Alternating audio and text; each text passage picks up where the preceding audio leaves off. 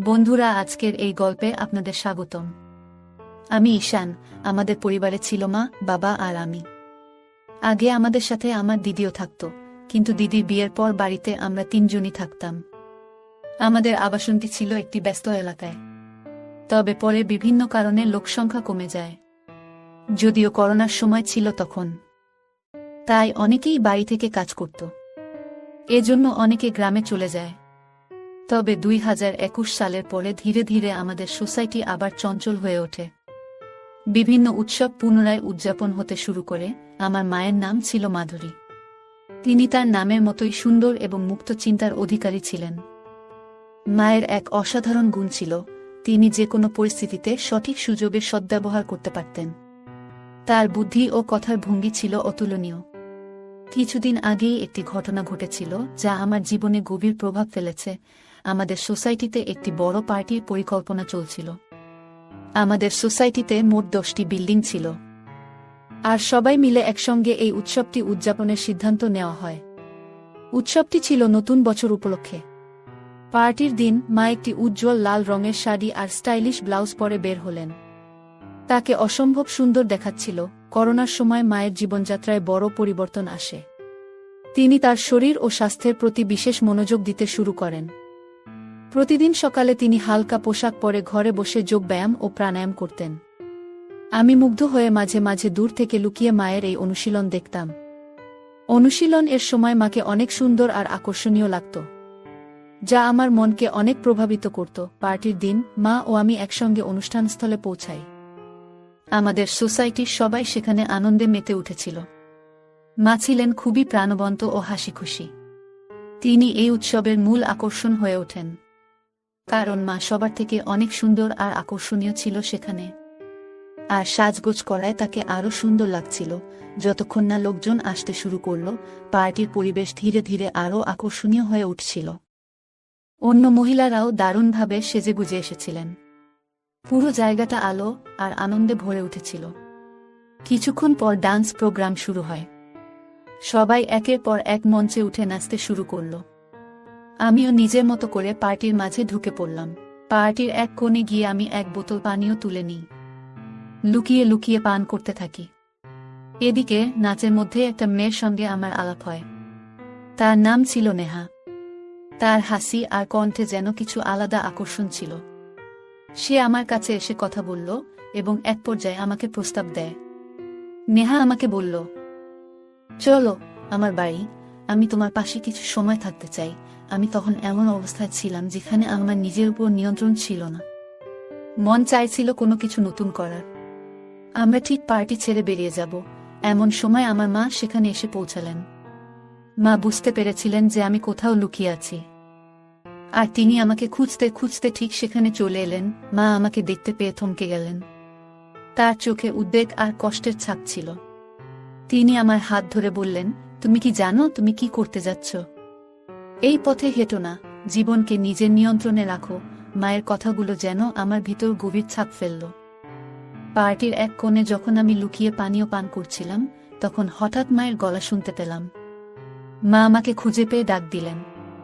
আমি হতবাক হয়ে গেলাম, আর নেহা ভয় পেয়ে চুপচাপ সেখান থেকে চলে গেল। আমি মায়ের দিকে এগিয়ে গেলাম। মা আমাকে দেখে বললেন, এটা কি তোমার পার্টি করার স্টাইল?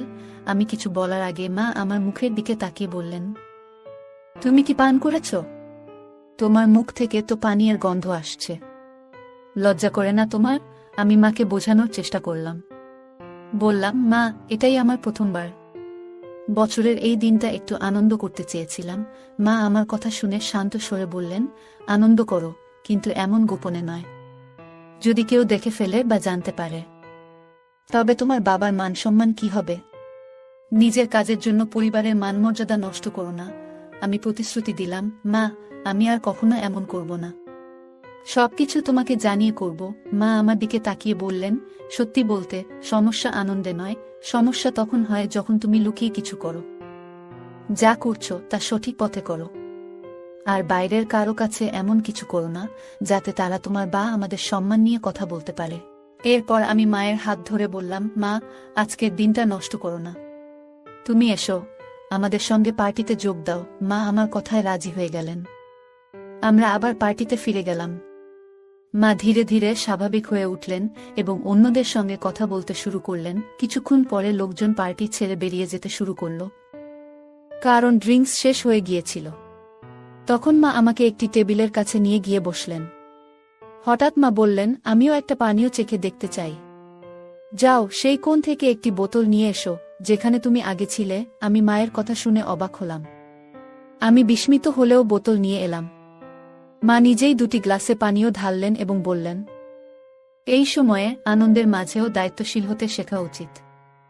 আনন্দ করো, তবে কখনো এমন কিছু করো না যাতে নিজের কিংবা পরিবারের সম্মান প্রশ্নবিদ্ধ হয়। মায়ের কথাগুলো আমার মনে গভীর দাগ কাটল। সেই দিনটি শুধু একটা পার্টি ছিল না, বরং জীবনের একটা গুরুত্বপূর্ণ শিক্ষা পেলাম সেই রাতে। মায়ের অনুরোধে আমি পানীয়ের দুটি গ্লাস তৈরি করলাম। মা জানতে চাইলেন, দুটি কেন? আমি মৃদু হেসে বললাম, একটি তোমার জন্য এবং একটি আমার জন্য। মা প্রথমে রাগ করে আমার দিকে তাকালেন, তবে আমার হাসি দেখে শান্ত হলেন। আমরা চিয়ার্স করলাম, আর মা দ্রুত নিজের গ্লাস শেষ করলেন। এরপর তিনি আমার গ্লাসটি নিয়ে সেটিও পান করতে শুরু করলেন। আমি অবাক হয়ে তাকিয়ে রইলাম। দুটি চুমুক পর আমি মায়ের হাত থেকে গ্লাসটি নিলাম এবং বললাম, আমি আরেকটি নিয়ে আসি। মা হেসে বললেন, তাহলে তাড়াতাড়ি যাও। আমি আরেকটি ছোট বোতল নিয়ে এলাম। এবারও দুটি গ্লাস তৈরি করলাম, একটি মায়ের জন্য এবং একটি আমার জন্য। মজার ব্যাপার হলো, আমি তখনও আমার গ্লাস শেষ করিনি, কিন্তু মা ইতিমধ্যে নিজেরটি শেষ করে বোতল থেকেই পান করতে শুরু করলেন। মা পুরোপুরি মাতাল হয়ে গেলেন, আর আমি একদিকে হাসতে হাসতে তাদের সামলানোর চেষ্টা করছিলাম। এরপর আমি মাকে ধরে সোফায় বসালাম। সময় তখন রাত 11:05। একে একে সবাই ছাদে চলে গেলেন নতুন বছরের শুভেচ্ছা জানাতে, কিন্তু আমি এবং মা নিচে রইলাম, কারণ তিনি তখন কিছুটা অসুস্থ অনুভব করছিলেন। আমি মায়ের পাশে বসে নিউ ইয়ার কাউন্টডাউন শুরু করলাম। ঘড়ির কাঁটা 12টা ছুঁতেই আমি মাকে জড়িয়ে ধরলাম এবং নতুন বছরের শুভেচ্ছা জানালাম। এটি ছিল আমার জীবনের প্রথমবার যখন আমি মায়ের সঙ্গে এত আপন মুহূর্ত ভাগ করলাম। মায়ের গালে পাউডার আর মেকআপের মিষ্টি সুগন্ধ তখনও আমার মনে গভীর দাগ কাটল। এই রাতটি শুধুই একটি নতুন বছর উদযাপনের জন্য ছিল না, এটি ছিল মায়ের সঙ্গে আমার জীবনের এক নতুন অধ্যায়ের শুরু। মা সেদিন একটু অসুস্থ বোধ করছিলেন। তিনি বললেন, আমার এক হাত ঠিক মতো কাজ করছে না এবং এক হাতে শরীরে চুলকাচ্ছিলেন। আমি দেখে বুঝতে পারলাম তিনি হয়তো একটু অস্বস্তিতে আছেন। আমি তার কাছে গিয়ে বললাম, মা, একটু বসো, আমি তোমাকে সাহায্য করছি। হঠাৎ আমার হাত তার গায়ে লেগে গেল। মা বললেন, কি হচ্ছে? একটু সাবধানে থাকো। আমি সঙ্গে সঙ্গে বললাম, সরি মা, এটা একেবারেই ভুল করে হয়েছে। মা মৃদু হেসে বললেন, ঠিক আছে, এমন ছোটখাটো ব্যাপারে চিন্তা করো না। এরপর আমি তাকে আরাম দেওয়ার জন্য পাশে বসে তার সাথে কথা বলতে শুরু করলাম। তারপর তিনি বললেন, আমি তখন থেকেই তোমাকে লক্ষ্য করছি। আমার শরীর চুলকাচ্ছিল, তাই আমি চুলকিয়েছি, কিন্তু তোমার দৃষ্টি সেদিকে চলে গেছে। তখন আমি আবার ক্ষমা চাইলাম এবং বললাম, এটা আর কখনো হবে না। তিনি বললেন, আমি তোমাকে ক্ষমা করছি না, শুধু একটু রাগ হচ্ছিল। তারপর তিনি আমাকে ঠাট্টা করে বললেন, আমার ছেলে ভয় পেয়ে গেছে, আমার ছেলে ভয় পেয়ে গেছে। তিনি ইচ্ছাকৃতভাবে এটি করছিলেন। তারপর আবার ঠাট্টা করে বললেন, এখন কেমন লাগছে? আমি বললাম, খুব ভালো লাগছে। এরপর তিনি আমাকে সোফায় ঠেলে দিলেন এবং বললেন, এখন দেখো আমাকে কেমন লাগছে। আমি মাকে দেখে বললাম, মা, তোমাকে আজ খুব সুন্দর লাগছে। মা মজা করে পোজ দিয়ে বললেন, আমাকে দেখো, আমি কি মডেলের মতো লাগছি? আমি হাসি থামিয়ে বললাম, মডেল তো নয়, তার থেকেও বেশি সুন্দর লাগছে। তখন মা ঠাট্টা করে বললেন, তাহলে কি আমি সেই মেয়েটির থেকেও সুন্দর যার সঙ্গে তুমি তখন গল্প করছিলে? আমি লাজুকভাবে হেসে বললাম, মা, তুমি সবার থেকে আলাদা, তোমার তুলনা হয় না। মা হেসে বললেন, ভালো করে বলো, সত্যি কথাই বলছো তো? আমরা দুজনই হেসে উঠলাম এবং সেই মুহূর্তটা খুব আনন্দময় হয়ে উঠল। আমি মাকে বললাম, মা, তোমার তুলনা কারোর সঙ্গেই করা যায় না। মা মজা করে বললেন, তাহলে বলো, সেখানে কি এত পছন্দ করেছিলে?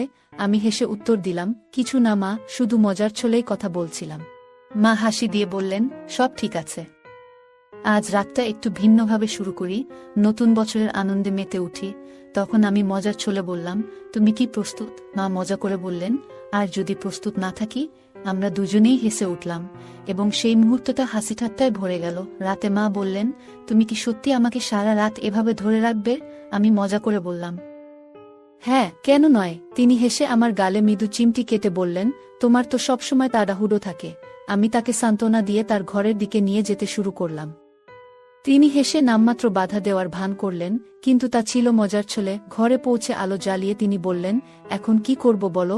আমি মজার ছলে বললাম, আরাম করে ঘুমানোর সময় হয়েছে মা। তিনি একটু চিন্তিত ভঙ্গিতে বললেন, তবু এত দেরি করে ঘুমানো কি ঠিক হলো?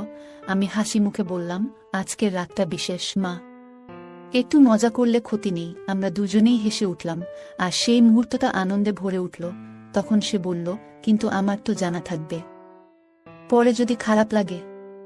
এখন হয়তো ভালো লাগছে, কিন্তু ভবিষ্যতে এই সম্পর্কের দিকটা হয়তো বদলে যাবে। আমি বললাম, তোমার প্রতি আমার অনুভূতি সত্যি। আমি অনেকদিন ধরে তোমার পাশে আছি, একজন ভালো বন্ধুর মতো। কিন্তু যদি আজ আমরা এই মুহূর্তটাকে হারিয়ে ফেলি, তাহলে হয়তো সবকিছু বদলে যাবে। সে এক মুহূর্ত ভাবল, তারপর বলল, ঠিক আছে, কিন্তু একটাই শর্ত, আজকের পর আর কখনো কিছু আশা করো না। আমি খুশি মনে বললাম, ঠিক আছে, আমি তোমার শর্ত মেনে নিচ্ছি। তারপর সে আমার দিকে তাকিয়ে জিজ্ঞাসা করল, তুমি এমনভাবে দাঁড়িয়ে আছো কেন? আমি বললাম, কিছু না। তখন মা বলল, তাহলে যাও, যদি তুমি না চাও। আমি বললাম, তোমার ইচ্ছা যদি না থাকে, তাহলে আমি চলে যাই। আমি বিছানায় বসেছিলাম, তখনই সে আমার হাত ধরে টেনে বলল, তুমি এত গম্ভীর কেন? সবকিছু এত সিরিয়াস ভাবে নিও না। আমি অবাক হয়ে বললাম, তাহলে তুমি চোখ বন্ধ করে আগে শুয়েছিলে কেন? সে হাসতে হাসতে বলল, আলোটা আমার চোখে পড়ছিল, তাই চোখ বন্ধ করেছিলাম। আমি আলো বন্ধ করে আবার শুয়ে পড়লাম। সেই রাতে পার্টির পরে আমরা প্রথমবার এতটা সময় একসঙ্গে কাটিয়েছিলাম। তখনই সে উঠে গেল, আলোটা জ্বালালো এবং বাথরুমে চলে গেল। ফিরে এসে আবার বিছানায় শুয়ে পড়ল। আমি তাকে দেখে বললাম, মা, তুমি খুব সুন্দর লাগছো। সে হাসি দিয়ে বলল, এখন তো আমি আগের থেকে অনেকটাই রোগা হয়েছি, তাও কি তোমার কাছে ভালো লাগি? আমি বললাম, তুমি যেভাবেই হও, সবসময় আমার কাছে সুন্দর। আমি মাকে বললাম, তুমি সবসময় সুন্দর লাগো। মা মুচকি হেসে বললেন, আজ তোমার বাবা আসছে না, আমরা দুজনে একসঙ্গে সময় কাটাবো। দরজাটা বন্ধ করে দাও, আর বাইরে যাওয়ার দরকার নেই। আমি বললাম, মা, তুমি তো অনেক স্মার্ট। আমি ভেবেছিলাম তুমি পুরনো ধাঁচের মানুষ। মা হেসে বললেন, আমি এমন নই, আমি নিজের মতো করে চলি। তোমার যদি কিছু মনে হয়, নির্দ্বিধায় আমাকে বলো। আমি বললাম, আমার তোমাকে নাম ধরে ডাকতে ইচ্ছা করছে। মা বললেন, দেখো। আমি প্রথমবার তাকে তার নাম ধরে ডাকলাম, আর আমরা দুজনে হেসে উঠলাম। হাসতে হাসতে আমি বললাম, মা, তোমার আর বাবার কথাবার্তা এখন খুব একটা হয় না, তাই না? মা হেসে বললেন, হ্যাঁ, এখন খুব কম হয়, মাসে 1-2 বার, তাও সময় বের করা মুশকিল। আমি বললাম, সত্যি? মা মাথা নেড়ে বললেন, হ্যাঁ সত্যি। আমরা আবার হেসে উঠলাম। কিছুক্ষণ পর আমি মাকে জিজ্ঞাসা করলাম, মা, তোমার কি প্রয়োজন? মা মুচকি হেসে বললেন, তুই আমার ছেলে, আমি তোকে সবকিছু বলতে পারি। আমি বললাম, তাহলে আজকের রাত শুধু আমাদের জন্য। আমরা একে অপরের মুখোমুখি বসে গল্প করতে শুরু করলাম। মা আমাকে তার তারুণ্যের দিনগুলোর কথা বললেন, কিভাবে তিনি অনেক কঠিন সময় পার করেছেন এবং সবকিছু সামলেছেন। আমি তার কথা শুনলাম এবং আমার মনের কথাগুলোও তাকে জানালাম। আমি মাকে এমন কিছু কথা বললাম, যা আগে কখনো কাউকে বলিনি। মা গভীরভাবে আমার কথা শুনলেন এবং তারপর বললেন, তুই জানিস আমি তোর জন্য কত গর্বিত। তুই সবসময় আমার পাশে থেকেছিস। আজ আমরা শুধু একে অপরের সাথে সময় কাটাবো। আমি মাকে জড়িয়ে ধরে বললাম, মা, তুমি পৃথিবীর সেরা। তারপর আমরা দুজনে একসাথে বসে গল্প করলাম, পুরনো দিনের কথা স্মরণ করলাম, একসঙ্গে হাসলাম আর মন খুলে কথা বললাম। কিছুক্ষণ পরে মা বললেন, এবার চল, ঘুমানোর সময় হয়ে গেছে। আমি মাকে বিছানায় শুইয়ে দিলাম এবং পাশে গিয়ে শুয়ে পড়লাম। আমরা দুজনে চোখ বন্ধ করলাম এবং একে অপরের সান্নিধ্যের উষ্ণতা অনুভব করলাম। সেই রাতের গভীর নিস্তব্ধতায় আমি অনুভব করলাম, আমার জীবনে মায়ের গুরুত্ব ঠিক কতটা। সে সবসময় আমাকে কাছে রাখে, যেন আমি তার জীবনের একটি গুরুত্বপূর্ণ অংশ। আমি জানি তার জন্য আমি ঠিক কি, কিন্তু মাঝে মাঝে আরও ভালোভাবে বুঝতে চাই। পরের দিন সকালে যখন আমার ঘুম ভাঙল, আমি দেখলাম মা এখনো গভীর ঘুমে। তার মুখে এক ধরনের প্রশান্তি ছিল, যা দেখলে যে কারোর মন শান্ত হয়ে যাবে। আমি ধীরে ধীরে উঠে বিছানার চাদর ঠিক করে দিলাম, যেন সে আরাম করে ঘুমাতে পারে। রান্নাঘরে গিয়ে আমি তার জন্য চা বানাতে শুরু করলাম। চায়ের কাপের ভাপ উঠছিল, আর তার সাথে আমার মনে হচ্ছিল আজকের দিনটা তার জন্য একটু বিশেষ করে তুলি। যখন সে ঘুম থেকে জাগল, আমি চা নিয়ে তার ঘরে ঢুকলাম। মৃদু হাসি দিয়ে বললাম, গুড মর্নিং মা। চা নিয়ে এসেছি তোমার জন্য। মা একটু অবাক হয়েও আনন্দিত হলেন। তিনি হাসি মুখে বললেন, গুড মর্নিং আমার লক্ষ্মী ছেলে। তুমি এভাবে আমার জন্য চা বানিয়েছ? এটা তো চমৎকার শুরু। আমরা একসঙ্গে বসে চা খেলাম। সেই দিন থেকেই আমাদের সম্পর্ক আরও গভীর হতে শুরু করল। আমরা প্রতিদিন একে অপরের সঙ্গে আরও বেশি সময় কাটানোর চেষ্টা করতাম। ছোট ছোট বিষয় থেকে শুরু করে বড় চিন্তাভাবনা, সবকিছু আমরা একে অপরের সঙ্গে ভাগ করে নিতে লাগলাম। সেই রাত, যে রাতে আমরা একসঙ্গে এতটা সময় কাটিয়েছিলাম, আমাদের জীবনে এক নতুন অধ্যায়ের সূচনা করল। আমরা দুজনই একে অপরকে আরও ভালোভাবে জানতে এবং বুঝতে পারলাম। সেই মুহূর্তগুলো আমাদের সম্পর্ককে আরও দৃঢ় করে তুলল। তো বন্ধুরা, এটাই ছিল আজকের ছোট্ট গল্প। এমন আরও গল্প শুনতে চাইলে কমেন্টে জানাও। গল্পটি আপনাদের কেমন লাগলো কমেন্ট করে জানাতে ভুলবেন না। আর যদি গল্পটি ভালো লেগে থাকে তাহলে অবশ্যই লাইক করুন এবং আপনার বন্ধুদের সঙ্গে শেয়ার করুন। এমন আরও আকর্ষণীয় গল্পের জন্য আমাদের চ্যানেলটি সাবস্ক্রাইব করুন এবং বেল আইকনটি ক্লিক করতে ভুলবেন না, যাতে আমাদের কোনো গল্প মিস না হয়। ধন্যবাদ।